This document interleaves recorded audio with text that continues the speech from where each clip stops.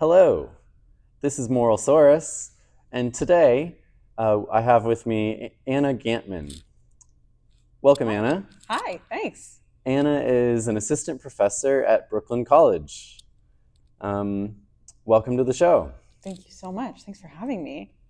Well, Ana, you've got some interesting work on rules. Can you help me understand how humans think about rules? Yeah, sure, I can.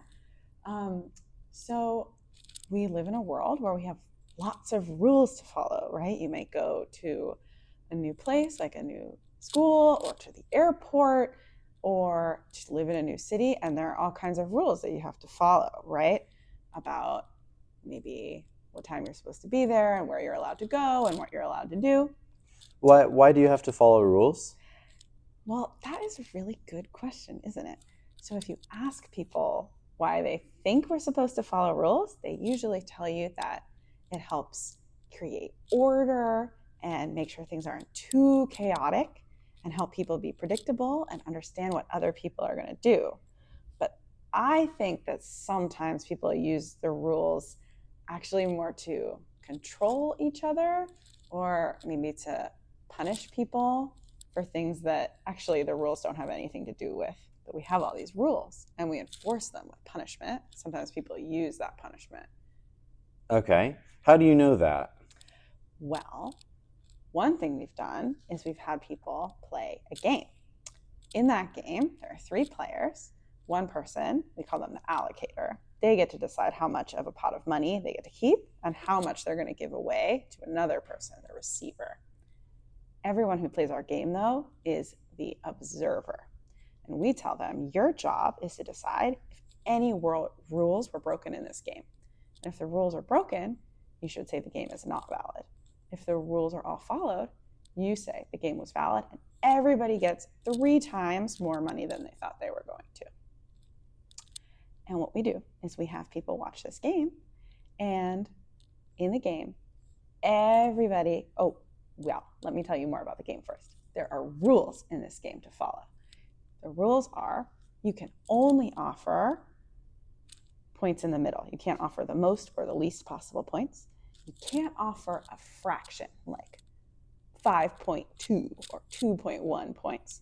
And you have to make your offers fast. But we tell people that one of these rules, the one about offering just a fraction of a point, tell them lots of people break that rule. And so we do that because that makes it kind of unclear if that rule really needs to be enforced or not. Seems like people are breaking it all the time. Maybe it doesn't matter so much. Then people watch our allocator, and they watch them either be fair or be selfish. And the thing about this game is that it's totally within the rules of the game to be fair or selfish. But when we watch someone be selfish in the game, we might feel like they need to be punished or they're doing something wrong and we want to punish them.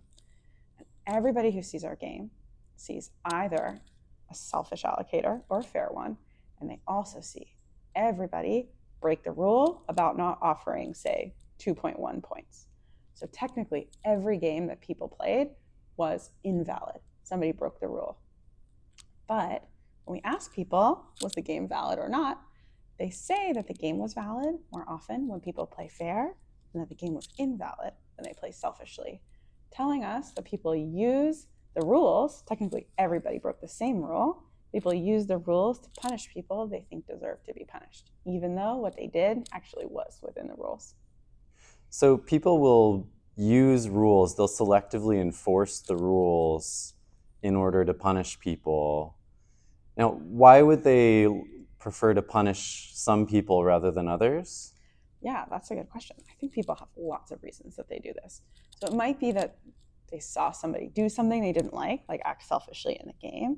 It might be for reasons like prejudice or discrimination, that people feel a sense that their group is entitled to more, or that something that they want to help their group stay on top or maybe keep other groups below them. It could be that people have maybe a personal fight with them or something like that. It could be anything at all. But these rules allow us a way to act out these punishment motivations that we have, the reason that we want to punish them. But instead of having to explain all that, we can just say, well, they broke the rule. even though we wouldn't do that for somebody that we thought didn't need to be punished. So humans can selectively enforce rules when they want to punish someone for some other reason. And does that apply to all rules or just some rules? That's a good question. I think that it's possible that people do it with all rules because, of course, we don't have perfect enforcement of all rules in society, nor do I think that we would want it. But we can really see this for rules where it's just unclear whether they're ever enforced or not. So I live in New York City, where people often cross the street even when the sign says don't walk. And it's technically illegal to do that, but people do it all the time and they almost never get in trouble for it. And so it's interesting to think about why some people get in trouble when other people do it with no consequences. Okay, so for rules like jaywalking, people might be likely to selectively enforce only if they want to punish the person for some other reason. But for rules like don't kill people, that might be a rule that would be less likely to be selectively enforced. I think so, yes, because it's less ambiguous whether the person should be punished. And are there other kinds of situations where this might play out? Yes, definitely. So one way that we've looked into this, so I mentioned jaywalking in New York City.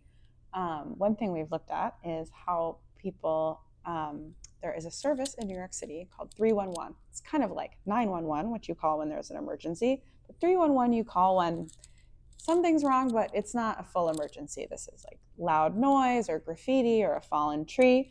And we looked at about 21 million calls to 311 over the course of a decade, exactly because these calls are about breaking rules, just like the ones we were talking about, like jaywalking.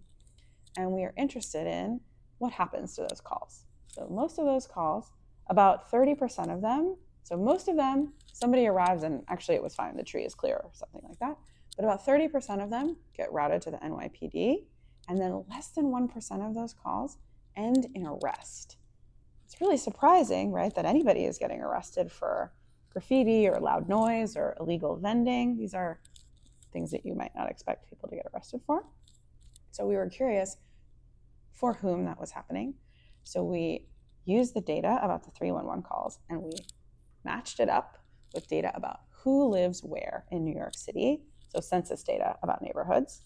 And we found that the calls that end in arrest were far more likely to come from neighborhoods in New York City where people who come from minoritized groups tend to live than neighborhoods where people who come from majority groups tend to live, suggesting that these rules are being enforced differently in different neighborhoods, even though, right, we expect that these rules are meant to be applied equally to everybody.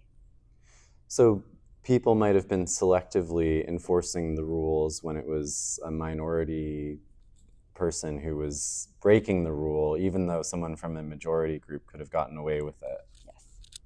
Interesting. And humans are so strange because from my perspective, I would just, it doesn't matter if I break the rule, because if a police person comes and tries to arrest me, I just eat them. Well, that's one solution.